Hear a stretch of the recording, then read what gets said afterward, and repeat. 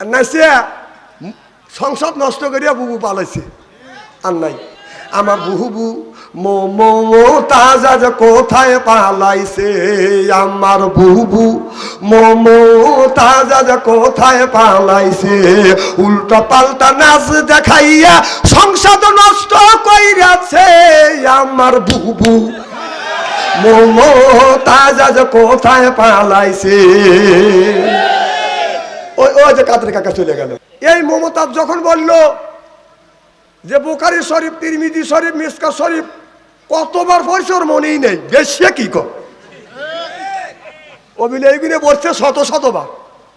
সেই মমতাজ জাতীয় সংসদে ড্যানেজ দিছে, আর আমাদের সাবেক মন্ত্রী প্রধানমন্ত্রীর হাত তুলে হাত টাচাইছে। কতক্ষণ আল্লাহর নবীর মসজিদে নববীর ছিল জাতীয় সংসদ, সুবহানাল্লাহ সরকার। আর আমাদের জাতীয় সংসদ হলো, আমাদের নববীর হলো, আমাদের জাতীয় সংসদ হলো আমাদের মসজিদ ঘর, যেরকম সুবহানাল্লাহ। তাহলে আপনাদের কি গ্রাম? পার্বতীপুর গ্রামের মসজিদে যদি মমতাজের মতো নায়িকা এসে ড্যান্স দিয়ে যদি গায়ন কয়, আপনারা মানা দিবেন? যারা কথা শুনলো উত্তর দিল না, তারা মনে কাজে গানে দলে যাবেন। কি করে যাবেন? কি করবেন? লাঠি হাতে নিয়ে প্রয়োজন হলে জীবন দিবেন, মমতাজের মতো নর্তকীকে মসজিদ থেকে বের করবেন। তাহলে বাংলাদেশের জাতীয় মসজিদ হলো জাতীয় সংসদ, এটা হলো আমাদের পবিত্র জায়গা মসজিদ। ওখানে জুম্মা নামাজও পড়া জায়েজ আছে। সেই জায়গা বাংলাদেশের 20 কোটি মানুষের রিজিক বন্টন হয়, সেই জায়গা মমতাজ সেই সংসদের মধ্যে নাইসিয়া ওই সংসদটাকে নাইসিয়া গায়া সংসদ নষ্ট করছে। কোথায় কয় না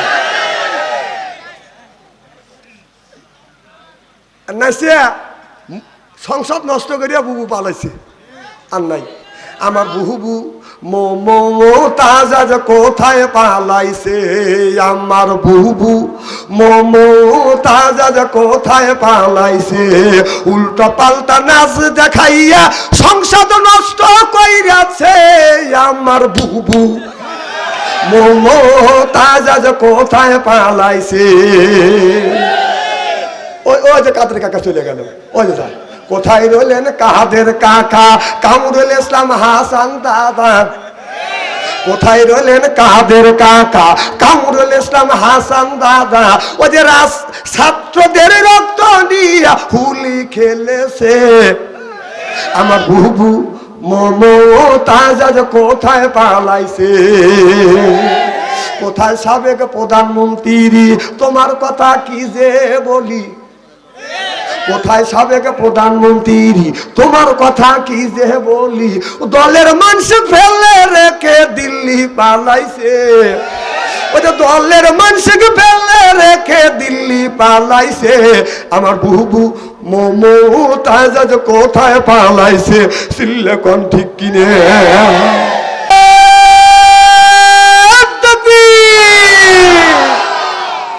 আমার ভাইয়ের আমার 39 জন লোক মসজিদের মধ্যে বাদান ঢুকছে, ইচ্ছা মনে করিয়ে লোকটাকে ইচ্ছা মতে বাদান পিটাইছে, পিটাইতে লোকটা দুনিয়ার থেকে বিদায় হয়ে গেছে। এখন 39 জন লোক চিন্তা করতেছে আমাদের 40 জন লোক আছে সর্দার সহ, আমার যেই সর্দার ঈসা আলাইহিস সালামকে টাইমে আনার জন্য মসজিদের মধ্যে ঢুকছে, সেই লোকটা কই গুনে দেখে বাদান 39 জন লোক কয় আমরা ঈসা নবীকে মারছি না, আমাদের সর্দারকে মারছি। ঈসা নবীকে যদি মারিয়া থাকি আমাদের সর্দার কই? আর সর্দারকে যদি মারিয়া থাকি ঈসা নবী কই? আল্লাহ বলে ইহুদি রে আমি আল্লাহ আমার বন্ধু ঈসা আলাইহিস সালামকে তোমরা মারবে, আর আমি আল্লাহ আমার বন্ধু ঈসা আলাইহিস সালামকে 3 আসমানের উপরে আমি আল্লাহ তাকে হিজরত করাই আমার কাছে নিয়ে আসছি। সিল্লা সিল্লা কান আল্লাহু আকবার। ও বাজার ওই ইহুদি ঈসা আলাইহিস সালামকে মারতে পারে নাই ফিলিস্তিনের জমিনে সেই যুবকদের যে মানুষদেরকে বাঁধন নির্মমভাবে বাঁধন হত্যা করতেছে দেখলে বাঁধন চোখের পানি বাঁধন ধরে রাখা যায় না। টিভির মধ্যে দেখলাম, খবরের মধ্যে দেখলাম রমজান মাসে একটা বাচ্চা বলতেছে মা রমজান মাসে আকাশে যেন ঈদের চাঁদ ওঠে, মা ঈদের চাঁদ কি এবার উঠবে? মা চোখের পানি ফেলে দিয়ে দিয়ে কান্দে বেটারে। এই জবাব আমি দিতে পারবো না, কারণ ফিলিস্তিনের ভিতরে বাদান ইহুদিরা বৃষ্টির মতো বাদান পাথর মারতেছে। বিশ্বের মানচিত্র থেকে ওই নামটা বাদান মুছে দিচ্ছে। গাজার জমিনে বাদান আপনার বিল্ডিং নাই, কিছু নাই, শুধু জমিন, মানুষগুলি মাইরিয়া মাইরে বাদান শেষ করে ফেলছে। তবে মুসলমান তোমরা সকলে দোয়া করতে থাকো, এমন সময় আসবে বিশ্বের মুসলিম এক হইয়া, বিশ্বের মুসলিম যখন এক হইয়া তখন ইহুদিদের বিরুদ্ধে যুদ্ধ করবার জন্য তখন ডাক বসবে। বাংলাদেশ নয়, গোটা বিশ্বের মুসলমান তৈরি থাকবে, ওইটাকে আমরা যুদ্ধের ময়দানে সারা দেব। চিল্লে বলুন ঠিক কিনা? সময় আসবে, সময় আসছে, সময় শুরু হয়ে গেছে, এ তো এসে যাচ্ছে সময় ইনশাআল্লাহ। যে অবস্থা হয়েছিল আমাদের বাংলাদেশে, আমরা মুসলমান কথা বলতে পারিনি 16টা বছর এই বাংলার জমিনে জামাত আর বিএনপির উপরে যেরকম নির্যাতন করা হচ্ছে, যেরকম নির্যাতন করা হয়েছিল লোক থাকার কথাই নেই। তার ভিতরে বেশিরভাগ নির্যাতন করা হচ্ছে বাংলাদেশের যারা বক্তা আছে, আলেম ওলামার উপরে নির্যাতন করা হয়েছে। আচ্ছা, আপনারা কি দেখেছেন একটা আলেম ওলামা পালাইছে? দাড়ি কেটে পালাইছে? ওরাই শুধু খালি বলছে খেলা হবে, খেলা হবে, বলছে কিনা? আচ্ছা, এই কথা পাবলিক কয়দিন শুনবে? খেলা হবে, খেলা হবে। পাবলিক যখন খেলার জন্য রেডি, চা দেখেছে পেলোয়ার মাঠে নাই। পেলোয়ার কোথায় গেছে? পলাইছে। কোথায় পালাইছে? মামুর বাড়ি গেছে। কোথায় গেছে? মামুর বাড়ি। আবার দুই চারটে যেগুনি আছে সেগুনি পলাইছে, দাড়ি কেটে পলাইছে, ধরা পড়ে গেছে দরবেশ বাবা। আহা, আচ্ছা আপনারা বলেন, এদিক তাকান, বাংলাদেশ জামাত ইসলামের উপরে যেরকম নির্যাতন করা হয়েছে বাংলাদেশে বেশিরভাগ আলেম ওলামার উপরে যত নির্যাতন করা হয়েছে, একটা আলেমরা দাড়ি কেটে পলাইছে। তোমরাই বললে খেলা হবে, পাবলিক খেলার জন্য খেলেই নেই, কেবল রেডি হচ্ছে, দাঁড়াইছে খেলার জন্য, পলাইছে দাড়ি কেটে পলাইছে। যে চলে যাবে বুঝতে হবে ও কলোরি ওই দলের লোক, লড়াই করে যাচ্ছে। শোনেন, এখান থেকে গেলে গোল চোখে পড়ে যাবে, আপনি ওই দলের লোক বলে গণ্য করা হবে। কথা বল। এখন ওদের মধ্যে কয় যে তাহলে ওদের দাড়ি, এদিক তাকান, ওদের দাড়ি আর ইহুদির দাড়ির মধ্যে কোন রকমের বেশ কম নাই। কারণ ইহুদিরাও নামাজ পড়ে, ইহুদিদের দাড়ি আছে, ওদেরও দাড়ি আছে, তোদের দাড়ি আর ইহুদিদের দাড়ি, তোদের নামাজ আর ইহুদিদের নামাজের মধ্যে কোনো পার্থক্য নাই। কথা বল না কে? তাই যদি না হয় তাহলে একটা আলেম, বাংলাদেশের একটা আলেম দাড়ি কেটে পালালো না, আর তোদের খেলা শুরু হলো না, তোরা দাড়ি কেটে পালানো শুরু করলি। এই কথা বললেই বাচ্চা আনসারি ভালো না। না না, আমরা কি পালাইছি? এই যে নির্যাতন করছে, কতবার যে দাওয়াইছে আল্লাহ ভালো জানে। স্টলে বসে চা খায় আর মা আসবে, তোর মা মরবে লেগে আসবে। তোর মা যতগুলি ছাত্র মারছে, যদি একটা বার করে যদি ফাঁসি হয়, পেপারে দেখলাম 300 বার ফাঁসি হবে। তোর মা মরবে লেগে আসবে, তোর মা তোকারে মারার জন্য উঠে পড়ে লাগছে। তোমার মা দিল্লি যায়, মামুর বাড়ি যা কুতকুত করে কলা খাচ্ছে, সুখে আছে। আর ভারত সরকার, মোদী সরকার বাংলাদেশের উপরে নির্যাতন করা শুরু করবে। আর যখন সেই বিদেশে ডক্টর ইন্নুসের সাথে যখন দেখা হয়েছে, মোদী সরকারের কাম শেষ। ডক্টর ইন্নুস যখন গেছে বিদেশে, মোদী সরকার তার লোকজন নিয়ে তারা আছে, মনে হয় যে আপনার প্রফেসর শিক্ষা না, আমার শিক্ষা কেন্দ্রে ঢুকতেছে, ছাত্ররা দাঁড়া আছে। আপনারা দেখেন নাই? ডক্টর ইন্নুস ঢুকতেছে, মোদী তার জনগণ নিয়ে দাঁড়া আছে, মনে করেন শিক্ষক ঢুকতেছে ক্লাসের মধ্যে। ডক্টর ইন্নুস এরকম করে বসে আছে একাই, আর মোদির পিছনে আর একজন আছে, যদি মোদি ভাষা না বোঝে কথা কয় না। কারণ ডাক্তার ইউনূস 7 ভাষায় কথা বলতে পারে, সুবহানাল্লাহ একটু জোরে কয়। আর মোদি এক ভাষায় বাংলাই কইতে পারে না, হিন্দি বলতে মুইতে বলা, পিছনে আর একজনে বসা রাখছি। যখন ডক্টর ইউনূসের সাথে যখন মোদির কথা হলো, প্রথম কথা হলো যে আপনি এক দলীয় লোকের সাথে সম্পর্ক করতে চান না বাংলাদেশের জনগণের সাথে সম্পর্ক করতে চান? মোদির কথা শেষ। মোদি বলল কোন রাজনৈতিক দলকে আমি পছন্দ করি না, আমি বাংলাদেশের জনগণকে চাই। ডক্টর ইউনূসের একটাই বক্তব্য হলো, আপনি যদি বাংলাদেশের সাথে সম্পর্ক রাখতে চান, জনগণকে যদি ভালোবাসেন, তো বাংলাদেশের সেই প্রধানমন্ত্রী, সাবেক প্রধানমন্ত্রী আপনার দেশে বসে এই উল্টোপাল্টা কথা বলছে, তাকে সর্বপ্রথম ফেরত দেন, বাংলাদেশের আইন অনুসারে তাকে বিচার করা হবে। মোদির পিছাব হয়ে গেছে। তুই বাচ্চা কথা কথা, তোকে আমি চিনি না।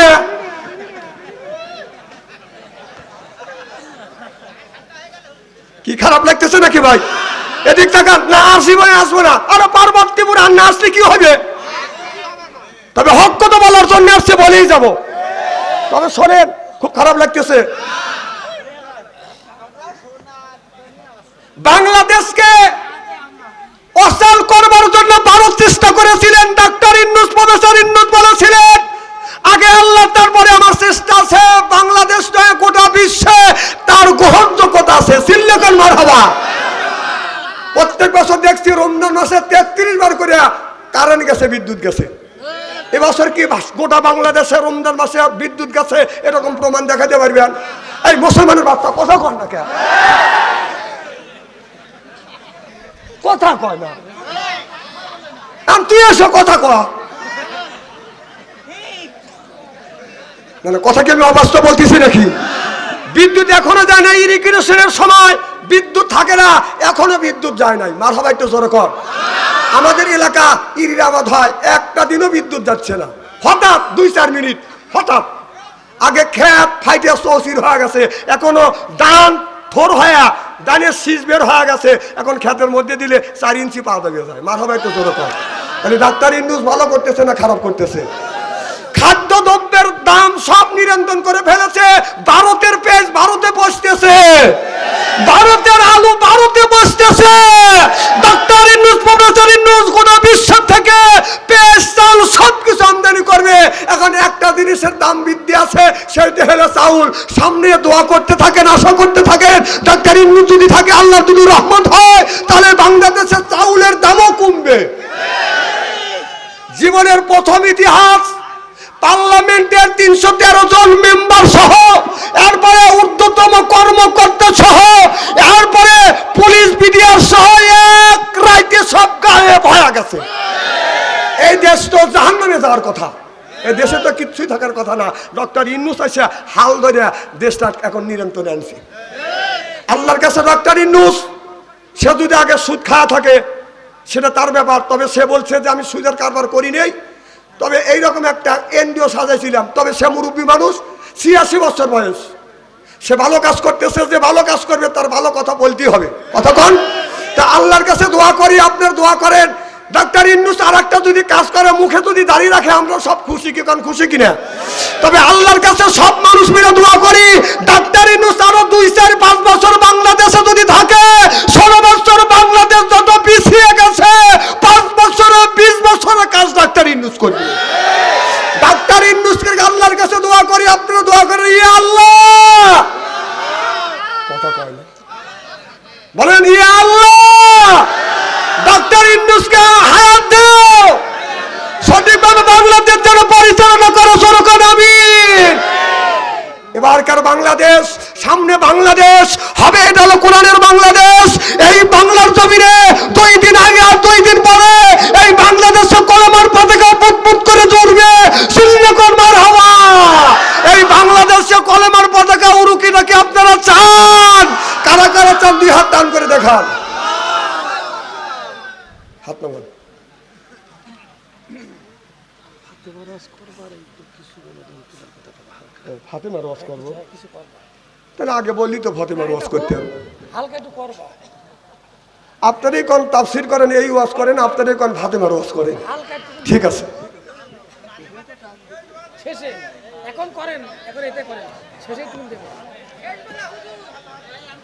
খুব খারাপ লাগতেছে নাকি? আর যদি ঘন্টা খানি আলোচনা করি, শোনার জন্য রাজি আছেন তো? যে কারা কারা রাজি, দুই হাত টান করে দেখান তো। কি নারে তাকবীর! আল কোরআনের আলো, আল হাদিসের আলো, নারে তাকবীর! আচ্ছা, ফাতেমার ওয়াজ করলে আপনাদের শোনার মতো ধৈর্য আছে তো ইনশাল্লাহ? আমার ভাইরা, মা ফাতেমা রাস্তা দিয়ে যখন হাইটে যেতেন বাদান, হাতে থাকতো মোজা, পায়ে থাকতো বাদান মোজা, সুবহানাল্লাহ বললেন না? রাস্তা দিয়ে মা ফাতেমা হাইটে গেলে মানুষ মনে মনে চিন্তা করতেন এরা যে ফাতেমা নবীর বিটি বাদান চিনতই না।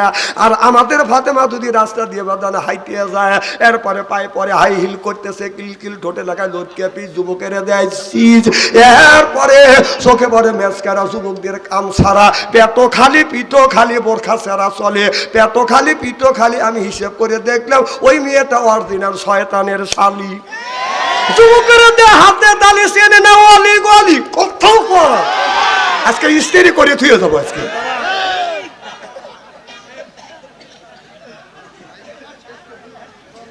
মা ফাতেমা যখন ব্লাউজ গায়ে দিতেন, হাতের কবজা পর্যন্ত বাদান ব্লাউজের আপনার হাতা থাকতেন, কথা বুঝতেছেন না?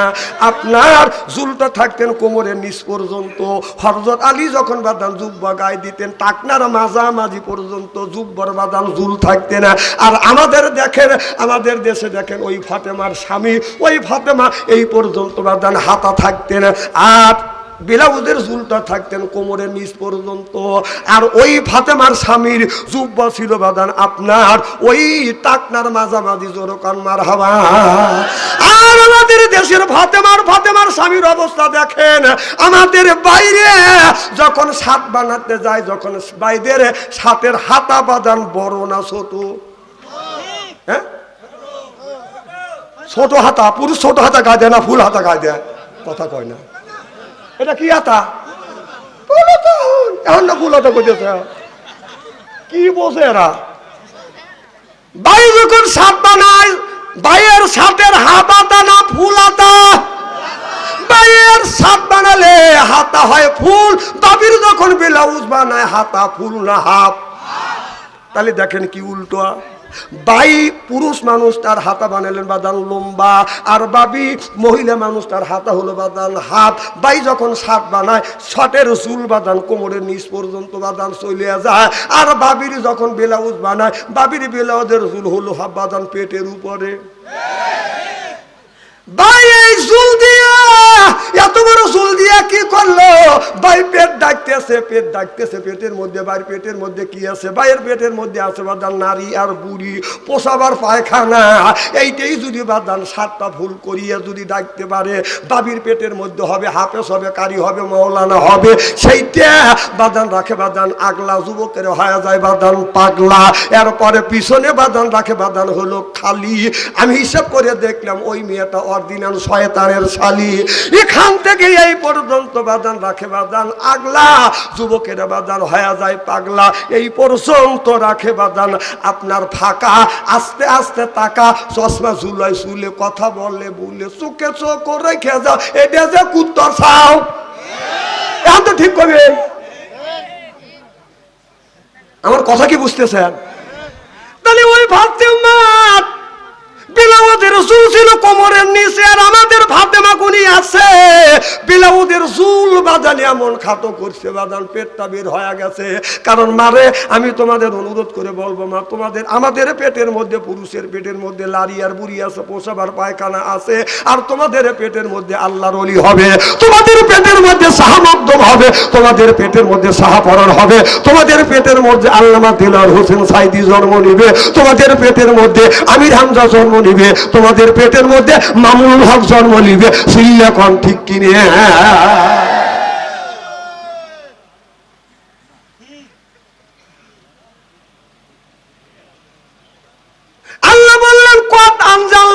লাকুম লিবাসা, সুবহানাল্লাহ।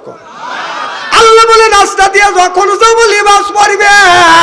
আজকে লিবাস আমাদের মধ্যে বাদান পরে না, মেয়েরা বাদান শরীরটা বাদান খালি রেখে রাস্তা দিয়ে চলে যায়, আর যুবকেরা বাদান পাগল হয়ে যায়। পাগল হয় কিনে এই একটা মেয়ে রাস্তা দিয়ে বাদান হাইতে পারে না, যুবকেরা বাদান পাগল হয়ে যায়। এই যুবকেরা মোবাইলের মধ্যে প্রেম আর ভালোবাসা করতে করতে বাদান প্রেমের সেঞ্চুরি করছে। আল্লাহ নবী বলেছে আর বলি বিদ্যা উঠে যাবে 100 জাহিল, জাহিলিয়ত বর্ষিত হবে। সেই অবস্থা আজকে বাংলার জমিনে বাদান হয়ে গেছে। একটা ছেলের বয়স হলো 10 বছর, তার হাতে বাদান তুলে দিছে বাদান টাচ মোবাইলে। মেয়ের বয়স 10 বছর, তার হাতে বাদান তুলে দিছে বাদান টাচ ফোন। একটু 20 বছর আগেকার ঘটনার দিকে বাদান একটু লক্ষ্য করে তাকান। আমরা যখন ছোট ছিলাম, শীতের দিন আমাদের মা আব্বা কি করতো, সকালবেলা অজু দয় আমপারা তুলে দিত, বেটা মক্তবে যা, মাদ্রাসায় যাও, কোরআন শিক্ষা করো। সুবহানাল্লাহ। জোরকান ঠিক কিনা? 20-30 বছর আগে আমরা তখন ছোট ছিলাম, ছোটকালে দেখছি ওষুধ দেওয়া আমপারা দিছে, ছেলে আমপারা নিয়ে থরথর করে কাঁপছি। বলে মা শীত কিভাবে যাব? মা কি করছে, বাবার লুঙ্গি নিয়ে এসে পিছন দিয়ে সুন্দর করে ভাঁজ করে বাইরে দিছে, যাও মক্তবে যাও কোরআন পড়ার জন্য। আর ওই যে 6 বছরের ছোট্ট বোন, আমার কথা কি শুনতেছেন? 6 বছরের ছোট বোন সকালবেলা ওযু দিছে, শীতের কারণে থরথর করে আমপারা এরকম হাতে নিছে, এরকম চুমো দিয়ে বুকে নিয়ে থরথর করে কাঁপতেছে। মা শীতের মধ্যে কেমন করে আমপারা নিয়ে মাদ্রাসা মক্তবে পড়ার জন্য যাব? মায়ের যে আর একটা শাড়ি আছে, এই শাড়িটা বাস করে বোনের গলায় বাঁধিয়ে দিয়ে কয় মক্তবে লেখাপড়া করবার জন্য যাও, কোরআন শিক্ষা করবার জন্য যাও। চিল্লে কর ঠিক কিনে? ছোট্টবেলা দেখছি